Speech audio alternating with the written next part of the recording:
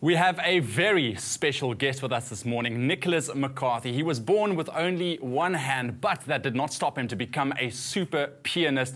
I can call it a super pianist because he's ranking right up there with the top pianists in the world. And he's also the first single-handed pianist to graduate from the Royal College of Music in London, which is a phenomenal achievement. And we have him live on the show this morning because he brings his tour to South Africa. Nicholas, dude, welcome to Expresso. It's so great to be catching up with you, man. Thank you. Thanks for having me on. Great. I've been following you on Twitter. You're a very, very busy man. Hey? I like to keep busy. Because you literally just flown in, what, yesterday? Yeah, yesterday morning, yeah. And that's after following a performance in London at Cheltenham. That's right, yeah. So How did that go?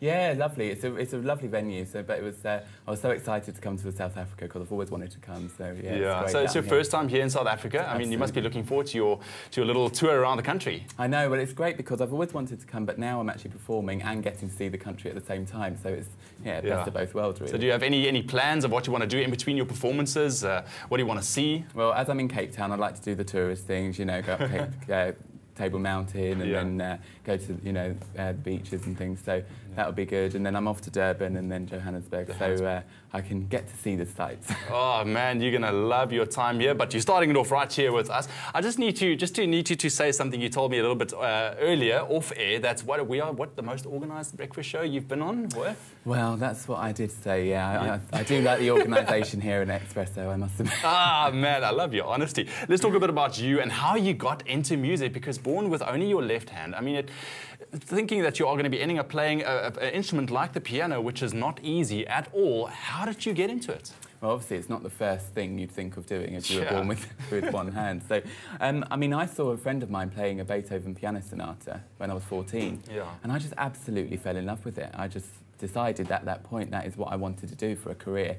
At 14? Yeah, at 14, which is very late for any instrument to start to play. So that's what I decided, and I just went for it and practiced hard, and so far I've obviously succeeded. So. I mean, it must have been quite a challenge. I mean, just starting to play and learning, I mean, how to just use your left hand to play all these notes. Left-hand alone repertoire is very specific because it's written obviously just for the one hand, and which is great for me. It's exactly written for my needs. Yeah. And it's very virtuosic as well. So the problems there is it's very difficult. There's no easy beginner pieces. You're kind of thrown straight in at the deep end. So that was obviously a problem when I was studying. But again, you can get through it. I just had to work extra hard. But you knew this is what you want to do, Absolutely. And you clearly have passion. And you had a big support structure from friends, family, or were there people out there saying to you, man, this dream of yours is great and all, but be realistic? I had great support from my family and friends. Obviously, my parents, got me a piano teacher, and I think a lot of parents would have, persuaded me not to take up the piano, whereas my parents didn't. My friends were very supportive, but I remember when I auditioned wanted to audition for a piano school, and they just outright turned me down, and I didn't even get an audition. Really? They were just like, you can't play the piano, we won't do it. So, of course, I've had my knockbacks, but I think if you remain positive and you just focus on something, I think, and luckily I did that and got to where I wanted to be. And at one stage, you became so good that your folks actually thought it was the stereo playing in your room, but actually was you. That's right, yeah. I used to have my digital piano upstairs because I could obviously practice in my room and everything. And I was playing, and my dad shouted upstairs, Nick, turn the radio down. And I shouted down, I was like, Dad, it's me. And then I was a bit like secretly, happy and excited though. Must have made you feel great. It did, yeah. I think for me that was probably the first time where I thought, oh, I might be quite good at this. Yeah. And right now, I mean, you performed across the UK, London. You are travelling now a little bit more as well. What are your plans, especially for this year? What do you want to achieve? Well, there's quite a lot going on in 2013, actually. I've got my second album, which I'm currently recording, so that's going to be released. I've got, obviously, my UK tour as well, once I finish my South African tour. And I'm in talks with doing a documentary as well for Channel 4 over in the UK. So lots of things to keep me busy, which will be good. Exactly. Let's talk a bit about your tour here in South Africa. You're going to be here in Cape Town, Durban, and also in Johannesburg? That's right, yeah. So I start off Cape Town, which is this Saturday, it's the 9th. And then I fly to Durban, that's on the 13th. And then finish in Johannesburg on the 15th. And all tickets are available through CompuTickets. So. Yes. All right. So you have to get your tickets there. You want to see this guy. So it's one night only. Yeah, basically. Yeah, one night only. 3-city tour, which is great. Awesome. One more thing that I think is very, very impressive is that you played with or shared the stage with Coldplay at the Paralympics last year.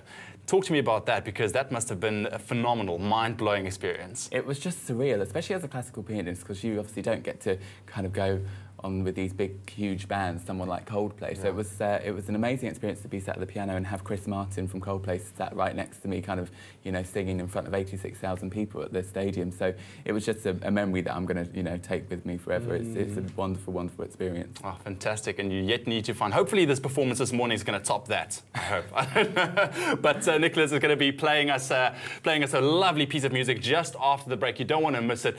He is absolutely phenomenal. Stay tuned. It's my feel-good breakfast show. Welcome back. You're tuned into your Feel Good Breakfast Show. This is Expresso on SABC3. Just before the break, we spoke to Nicholas McCarthy. He's one of the very few single-handed pianists in the world. Absolutely fantastic at his craft. And right now, he's about to perform for us. Nicholas, so tell me a bit about the performance that you're going to be doing for us right now. So this is just a short extract from one of my favourite pieces, which I'll be performing in my shows. It's Gershwin's The Man I Love. Gershwin's The Man I Love. Nicholas, take it away. Can't wait to hear it.